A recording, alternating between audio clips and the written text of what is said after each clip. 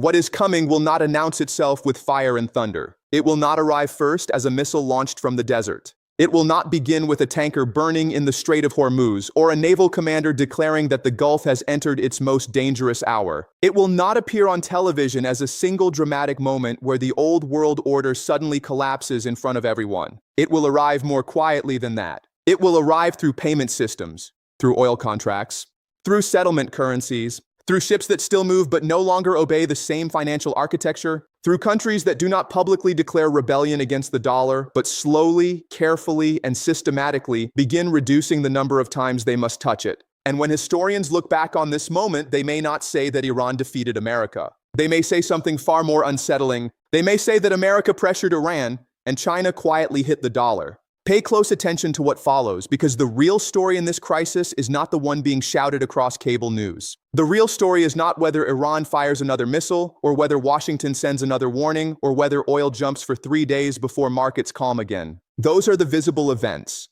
But the visible war is rarely the whole war. The real question is not whether America can pressure Iran. Of course it can. The real question is what every other major power learns when it watches America weaponize energy routes, sanctions, banking access, insurance markets, naval choke points, and the dollar system itself.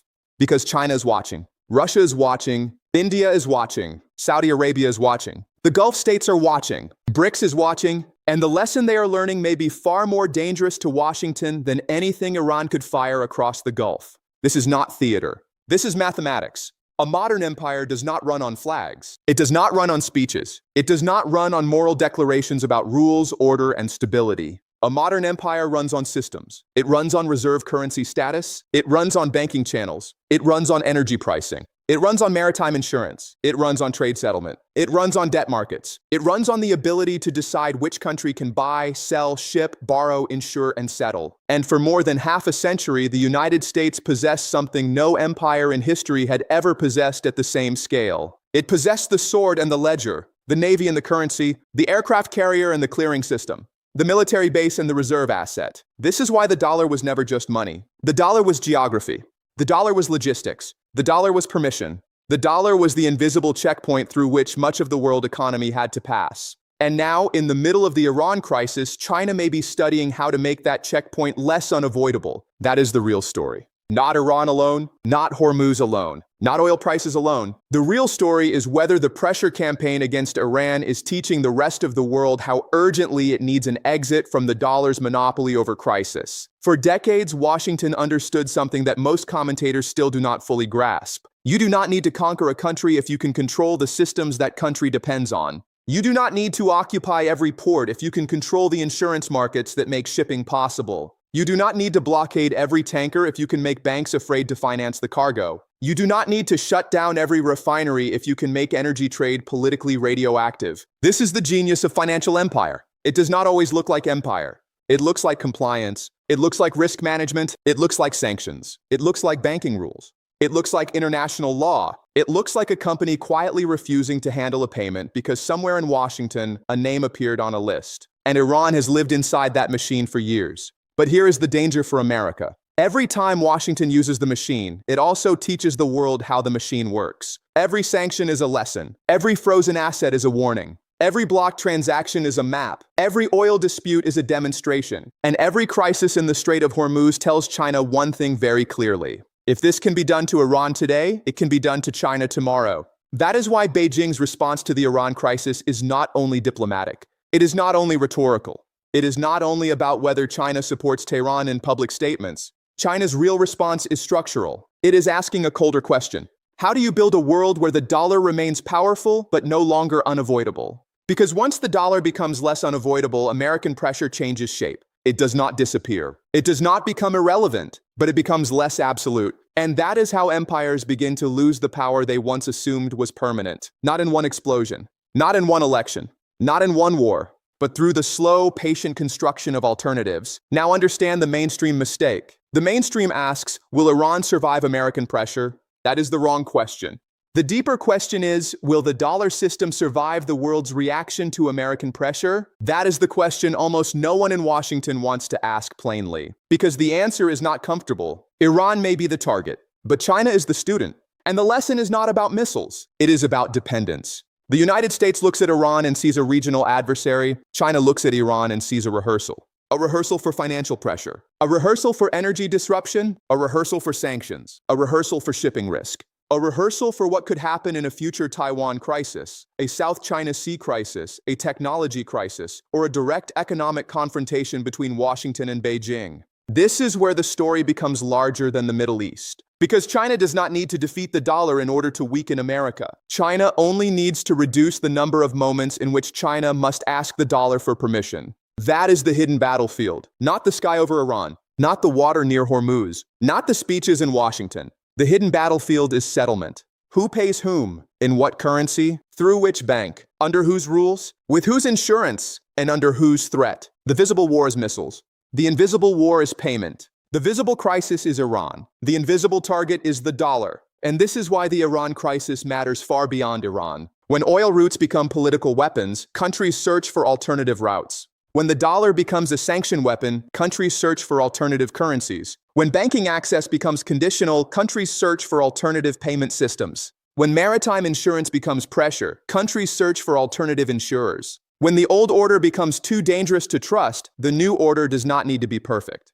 It only needs to be useful. That is the phase we are entering now. Phase 1 is the fear phase. This is the phase where markets react before governments admit what is happening. Oil rises. Shipping companies recalculate risk. Insurers adjust premiums. Gulf states issue careful statements. Washington sends signals. Tehran responds with warnings. Analysts debate whether Hormuz could close, whether tankers could be targeted, whether supply could be disrupted, whether inflation could return. But beneath the noise, the deeper lesson is forming. The world is being reminded that energy is not merely a commodity. Energy is the blood of modern power, and the dollar is one of the main arteries through which that blood has moved. When the artery becomes politicized, every country dependent on it begins quietly checking for another circulation system. That is what China is doing. Not publicly, not theatrically, not with one dramatic declaration, but through accumulation. More yuan settlement, more bilateral trade arrangements, more energy relationships outside the Western comfort zone, more interest in BRICS mechanisms, more use of payment systems that do not depend entirely on American approval, more long-term oil and gas agreements, more infrastructure from Pakistan to the Gulf,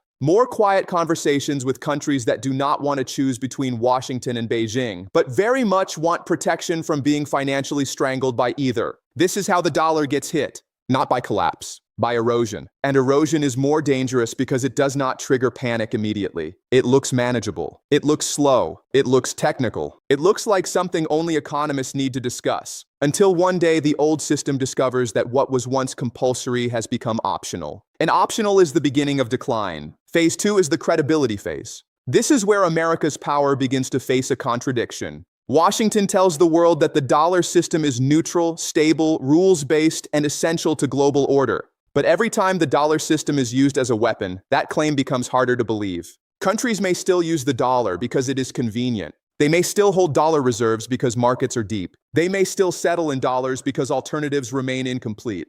But trust and usage are not the same thing. This distinction matters. A country can use the dollar while fearing the dollar. A country can hold dollars while planning how to need fewer of them. A country can publicly praise stability while privately preparing for fragmentation. That is precisely the danger. America does not lose the dollar because everyone walks away at once. America loses the dollar slowly when enough countries decide that dependence is too risky and diversification is no longer ideological but strategic. Iran is the warning case. Russia was the warning case. Sanctions were the warning mechanism. Frozen reserves were the warning signal.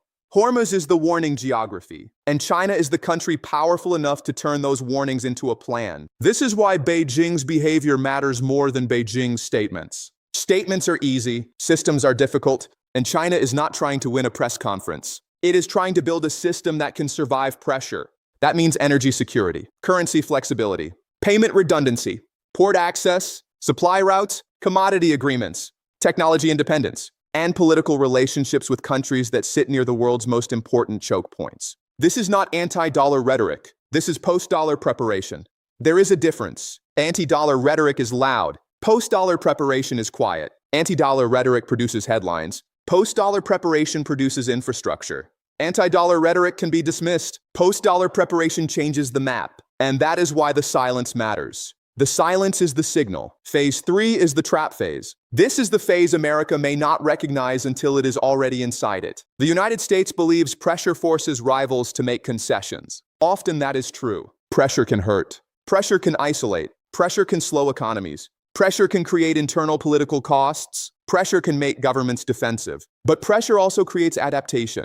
And adaptation is the enemy of empire. If you pressure a country once, it may submit. If you pressure it repeatedly, it begins designing around you. If you pressure enough countries at the same time, they begin designing around you together. That is the strategic danger Washington faces now. Iran alone cannot break the dollar. Russia alone cannot break the dollar. China alone cannot instantly replace the dollar. BRICS alone cannot overnight build a complete alternative financial architecture, but they do not need to do everything overnight. They only need to reduce the dollar's monopoly over time. A settlement here, a swap line there, a commodity contract in another currency, a payment mechanism outside Western control, a central bank reserve adjustment, a port agreement, a pipeline route, a sanctions workaround, a political norm that says using the dollar is still useful, but trusting the dollar is dangerous. That is how the system changes. Not by revolution, by repetition. And the Iran crisis gives this repetition urgency. Because Iran shows the world the cost of being outside America's favor while still inside America's system.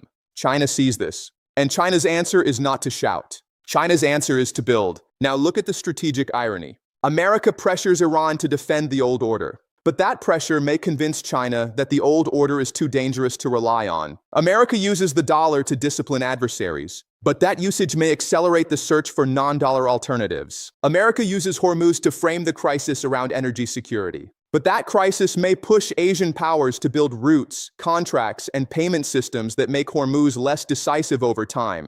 This is why the title matters. America pressured Iran. China quietly hit the dollar. Not with a missile, not with a declaration, not with a sudden collapse, but by learning the lesson faster than Washington wanted the world to learn it. And the lesson is simple. The dollar is strongest when it is trusted as neutral infrastructure. The dollar becomes vulnerable when it is understood as political weaponry. Once countries internalize that lesson, the old confidence begins to crack. Not because America becomes weak overnight, but because America's strength begins producing the fear that drives others away from it. This is the paradox of empire. Use power too little, and rivals challenge you. Use power too much, and rivals adapt to survive without you. The United States is now caught inside that paradox. It cannot stop using sanctions because sanctions are one of the cheapest instruments of American power. It cannot stop using financial pressure because financial pressure often achieves what war cannot. It cannot stop defending the dollar system because the dollar system is central to American global power. But the more it uses these tools, the more urgently China, Russia, Iran, and many neutral states ask the same question. What happens if we are next? That question is the beginning of de-dollarization, not as a slogan, as a survival instinct, and survival instincts are much harder to defeat than political slogans. Now, some will say this analysis exaggerates the threat. They will say the dollar remains dominant. They will say no currency has the depth, liquidity, credibility, or institutional power to replace it. They will say China's financial system has capital controls. They will say the yuan cannot simply become the new reserve currency. They will say BRICS is divided. They will say oil markets are still dollar-centered. Much of that is true, but it misses the point. The question is not whether the yuan replaces the dollar tomorrow. The question is whether the dollar becomes less unavoidable over the next decade. The question is not whether China can build a perfect alternative. The question is whether China can build enough alternatives to reduce American leverage. The question is not whether the old system collapses in one day. The question is whether the old system begins losing the certainty that made it terrifying. Certainty is the hidden foundation of power. When Washington sanctioned, countries complied because they were certain the cost of defiance was too high. When the dollar dominated, countries used it because they were certain there was no serious alternative. When the US Navy controlled sea lanes, countries planned around it because they were certain geography favored America. But every alternative weakens certainty. Every workaround weakens certainty. Every bilateral settlement outside the dollar weakens certainty. Every country willing to discuss non-dollar trade weakens certainty. Every crisis that makes the dollar look like a weapon weakens certainty. And when certainty weakens, power does not vanish, but it changes. It becomes more expensive to use, more contested, more resisted, more negotiated, less automatic. That is the beginning of silent collapse. Not the collapse of buildings, the collapse of assumptions. And no empire survives the collapse of its assumptions without changing itself. The Roman Empire assumed its roads would always connect the center to the frontier. The British Empire assumed its navy would always command the trade routes. The American Empire assumed the dollar would always remain the neutral language of global power. But history does not reward assumptions. History rewards adaptation. And right now, China is adapting. The question is whether America is. Because if Washington continues to treat every crisis as a chance to demonstrate the power of the dollar system, it may win the immediate confrontation and lose the long-term trust. That is the danger. A country can win today's pressure campaign and still teach tomorrow's rivals how to escape. A country can punish Iran and still strengthen China's argument. A country can defend the dollar through sanctions and still accelerate the world's desire for alternatives. This is why the Iran crisis is not just about Iran. It is a mirror. It shows China what America can do. It shows America what China is learning. It shows the world that financial systems are no longer merely economic infrastructure. They are strategic terrain. And once money becomes terrain, every transaction becomes part of geopolitics. That is the world we are entering. A world where oil is not only energy, where currency is not only money, where ports are not only infrastructure, where sanctions are not only policy, where payment systems are not only technology, where every route, every bank, every tanker, every reserve decision, every settlement agreement becomes part of the silent war beneath the visible war. The visible war may stop. The invisible war will not. Even if Iran and America return to negotiations, the lesson will remain. Even if oil prices fall, the memory will remain. Even if Hormuz stays open, the vulnerability will remain. Even if Washington declares stability restored, China's planners will not forget what they have seen. They will not forget that energy can be threatened. They will not forget that payment can be blocked. They will not forget that reserves can be frozen. They will not forget that the system called neutral can become political overnight. And they will not forget that the only safe dependence is reduced dependence. That is why this moment matters. Not because the dollar dies tomorrow. It does not. Not because China wins instantly. It will not. Not because Iran alone changes the world. It cannot. This moment matters because it may accelerate the quiet decisions that slowly change everything. Capability is not inevitability. De-dollarization is not automatic. China's alternatives are not complete. The dollar remains powerful. America remains powerful. The old order remains dangerous to challenge. But history teaches that capabilities carefully built do not disappear. They wait. They wait for the crisis that makes them necessary. They wait for the moment when fear becomes policy. They wait for the day when countries no longer ask whether the alternative is perfect, but whether dependence has become intolerable. That is the question China is asking now. And if Beijing's answer is yes, then America may discover that the greatest consequence of pressuring Iran was not what happened in Tehran. It was what changed in Beijing. The shock, when it comes, will not be that the dollar faced a challenge. The shock will be that the challenge was visible for years, and yet Washington continued teaching the world why it needed one. So what do you think? Is the Iran crisis just another temporary confrontation in the Middle East? Or is it the moment China began quietly turning American pressure into a case against the dollar itself? Tell me in the comments, because this debate is not about one sanction, one tanker, one negotiation, or one headline. It is about whether the world still trusts the system America built, or whether China has already begun building the system that comes after it.